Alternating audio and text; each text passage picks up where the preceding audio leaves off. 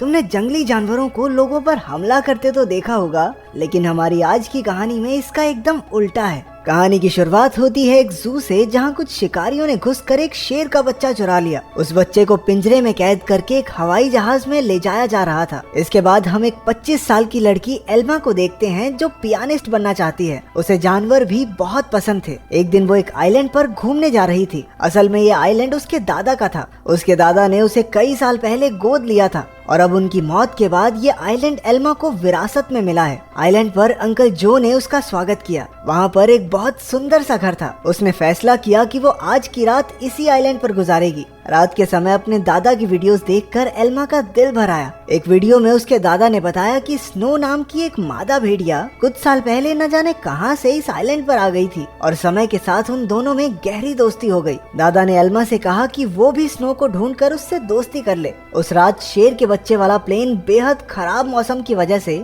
उसी आइलैंड पर क्रैश हो गया। क्रैश की आवाज सुनकर एल्मा डर गई और उसने बाहर जाकर देखा, लेकिन वो आइलैंड बहुत बड़ा था तो उसे कुछ नहीं मिला।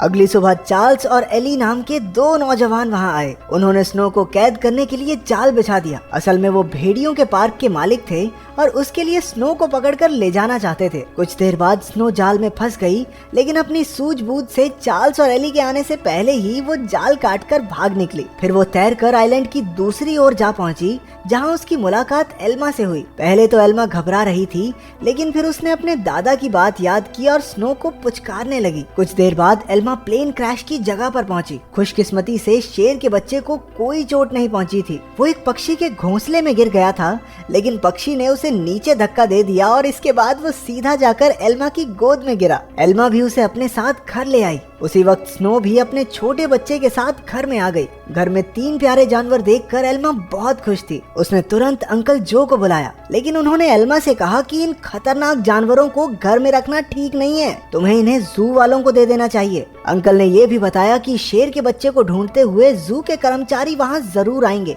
और हुआ भी बिल्कुल वैसा ही। अगले दिन एनिमल कंट्रोल वाले वहाँ पहुँच गए। वो जानती थी कि जू वाले कितने बेरहम होते हैं, इसलिए उसने फैसला किया कि वो उन्हें जानवरों के बारे में कुछ नहीं बताएगी। उसने झूठ कह दिया कि उसने किसी शेर के बच्चे को नहीं देखा। घर लौटकर उसने देखा कि स्नो अपने बच्चे के साथ साथ शेर के बच्चे को भी दूध पिला रही थी। उसे बेहद खुशी हुई, क्योंकि अब स्नो दोनों बच्चों का ख्याल रख रही थी। जैसे जैसे दिन बीतते गए, दोनों बच्चों में दोस्ती बढ़ती रही। एल्मा ने भेड़िए के बच्चे का नाम जैक रखा और शेर के बच्चे का नाम ड्रीमर। उधर अंकल जो को चिंता थी कि ये जंगली जानवर एल्मा को कोई नुकसान न पहुंचा दें, लेकिन इसी तरह कुछ महीने गुजर गए और अब दोनों बच्चे थोड़े बड़े हो चुके थे। एल्मा उन्हें आइलैंड पर घुमाने ले जाती और अपने दादा की मनपसंद जगह पर उनके साथ खेलती भी थी। बदकिस्मती से एक दिन जब एल्मा पियानो के एक ऑडिशन के लिए गई थी, तो पीछे से वो भेड़िए के पार्क वाले आइलैंड पर घुस गए। इस बार वो स्नो को कैद करके अपने साथ ले ही गए। उधर एल्मा का सिलेक्शन भी हो गया और वो बेहद खुश थी, लेकिन जब वो घर लौटी तो उसके होश उड़ गए। उसके घर का सारा सामान बिखरा हुआ था, क्योंकि दोनों बच्चे भूख की वजह से परेशान हो गए थे। एल्मा ने स्नो को ढूंढने के लिए पूरा आइलैंड छान मारा, लेकिन स्नो तो वहाँ थी ही नहीं। अब उसे ही बच्चों का पेट भरना था, इसलिए उसे ना चाहते हुए भी अपनी पियानिस्ट की नौकरी छोड़नी पड़ी। एक दिन अंकल जो फिर से वहाँ आए और खूंखार जानवरों को अब तक वहाँ देखकर गुस्से से भर गए। उसने एल्मा से उसी वक्त जानवरों को जू में भेजने को कहा, लेकिन एल्मा ने उन्हें समझाया कि उसके दादा की यही इच्छा थी कि वो जानवरों के साथ रहे, और फिर जू में न जाने इन मासूमों पर कितने अत्याचार होंगे। आखिरकार अंकल जो भी मान गए और एल्मा को गले से लगा लिया। अब उनका सारा समय जानवरों को खाना खिलाने और उनका पूरा ध्यान रखने में जाता था। एल्मा को जैक और ड्रीमर से बहुत प्यार था और बदले में जानवर भी उस पर जान छिड़कते थे। देखते ही देखते 1 साल गुजर गया और अब दोनों जानवर बड़े हो गए थे। अंकल जो शहर से उनके लिए मांस लाया करते थे, लेकिन उनके पास जाने में उन्हें डर लगता था। उन्होंने फिर से एल्मा को समझाया कि इनके साथ रहना खतरे से खाली नहीं है, लेकिन एल्मा किसी कीमत पर उन्हें छोड़ने को तैयार ही नहीं थी। एक दिन एक माँ बेटी कश्ती में आइलैंड के नजदीक आए। उन्हें देखकर जैक उनके पास जाने लगा। जैसे ही एल्मा ने ये सब देखा, वो जैक को रोकने के लिए भागी, लेकिन वो एक पत्थर से टकराकर नीचे गिर गई और उसके सर में चोट लगने की वजह से वो उसी वक्त बेहोश भी हो गई। वो माँ बेटी ये सब नहीं देख पाई और वापस कश्ती में चली गई। कुछ ही देर में जैक और ड्रीमर एल्मा के पास आए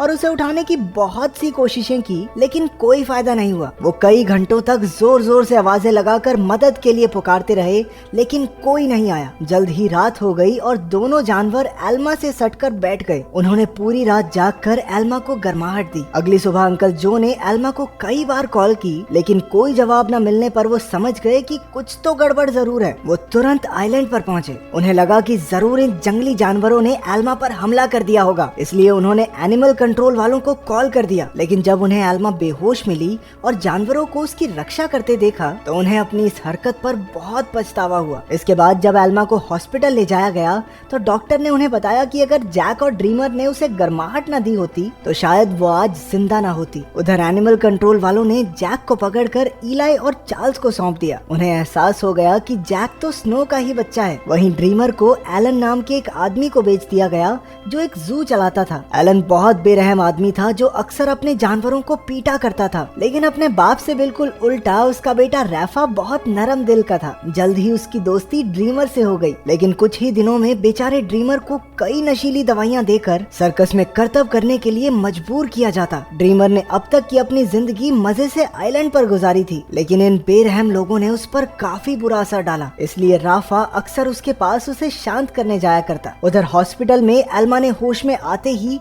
जैक और ड्रीमर के बारे में पूछा। अंकल जो ने भारी दिल के साथ उसे सब सच बता दिया। जैसे ही एल्मा हॉस्पिटल से बाहर आई वो सीधा एनिमल कंट्रोल के दफ्तर में पहुंची। उसे पता चला कि जैक को तो भेड़ियों के पार्क में भेज दिया है और ड्रीमर को उन्होंने एक सर्कस ग्रुप को दे दिया था। ये सुनते ही वो गुस्से से भर गई और ऑफिसर पर चिल्लाने लगी, लेकिन अंकल जो ने उसे शांत किया। कुछ समय बाद एल्मा ने एली को फोन करके जैक के बारे में पूछा। एली ने बताया कि जैक बहुत खुश है और यहाँ उसके कुछ दोस्त भी बन गए हैं। इससे एल्मा को थोड़ी तसल्ली मिली, लेकिन अब भी वो ड्रीमर के लिए बहुत परेशान थी। अगले कुछ हफ्तों तक वो शहर की हर एक सर्कस में गई और सबसे ड्रीमर के बारे में पूछताछ की, लेकिन कुछ हाथ नहीं लगा। उधर ड्रीमर की वजह से एलन की मोटी कमाई होने लगी थी। ड्रीमर जल्द ही स्टार लॉयन के नाम से मशहूर हो गया। एक दिन ड्रीमर का सर्कस ग्रुप भेड़ियों के पार्क के पास से गुजर रहा था और जैक ने तुरंत अपने बचपन के दोस्त को पहचान लिया। जैक अपनी सूझबूझ से पिंजरे से बाहर निकल गया। एली ने जब ये देखा तो वो समझ गया कि जैक बेहद समझदार है और वो जरूर कुछ न कुछ ढूंढ रहा है। जल्द ही जैक उस तक पहुंच गया जिसे वो ढूंढ रहा था। उसने बड़ी चालाकी से ड्रीमर को भी पिंजरे से छुड़ा लिया। इतने महीनों के बाद एक दूसरे से मिलने पर दोनों जमकर खेले। जब एलन को ड्रीमर के भागने का पता चला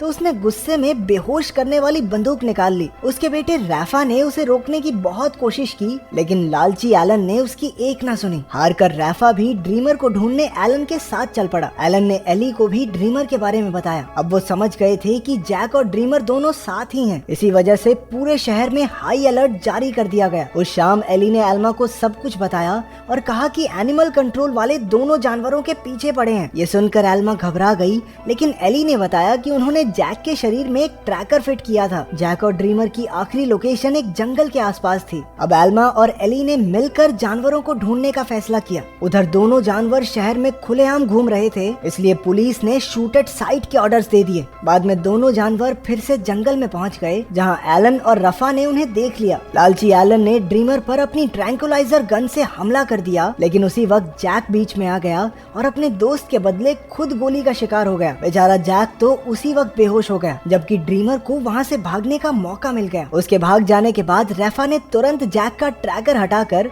उसे एक दवाई दे दी, जिससे बेहोशी की गोली का असर खत्म हो जाए। कुछ देर बाद बाप बेटा एक बार में पहुंचे और एली और एल्मा भी एक ट्रैकर के जरिए उन तक पहुंच गए। एलन ने उनसे कहा कि उसके पास कोई ट्रैकर वगैरह नहीं है और उन्हें बाहर भेज दिया, लेकिन समझदार रैफा ने बाथरूम का बहाना बनाकर एली और एल्मा को सब सच बता दिया। वो उन्हें जंगल में ले गया, जहां आखिरकार उन्हें ड्रीमर मिल गया। इसके बाद ड्रीमर उन्हें एक झोपड़ी में ले गया, जहां जैक आराम कर रहा था। खुशकिस्मती से उसे सही टाइम पर होश आ गया था, लेकिन तभी उन्हें पुलिस के आने का शक हुआ तो एल्मा ने दोनों जानवरों को खुफिया रास्ते से भगा दिया। अब आइलैंड तक पहुंचने के लिए उन्हें सिर्फ एक नदी पार करनी थी। पुलिस से बचने का एक यही रास्ता था, लेकिन वहाँ कोई कश्ती नहीं थी, इसलिए सबको तैर कर ही जाना होगा। जैक तो उसी वक्त फुर्ती से नदी में तैरने लगा, लेकिन ड्रीमर पानी से डरता था। एल्मा ने उसे हिम्मत देने की बहुत कोशिश की, लेकिन ड्रीमर वापस जंगल की ओर मुड़ गया। जैसे ही जैक और एल्मा तैर रहे थे, उन्हें बंदूक चलने की आवाज सुनाई दी। इसका मतलब ये था कि ड्रीमर अब इस दुनिया में नहीं रहा। आइलैंड पर पहुंचकर एल्मा फूट फूट कर रोने लगी, लेकिन ड्रीमर अचानक उसके सामने आ गया। असल में वो जंगल में पुलिस वालों को भटकाने के लिए गया था। उसे जिंदा देखकर सभी खुशी से झूम उठे। आखिर एल्मा ने जैक और ड्रीमर के लौटने की खुशी में पार्टी में पियानो बजाया। अब उनका परिवार पूरा हो गया था। अंत में एल्मा ने सबको अपने प्यारे जानवरों की कहानी बताई, जिससे सभी लोगों के दिल भर आए और वो तीनों खुशी खुशी फिर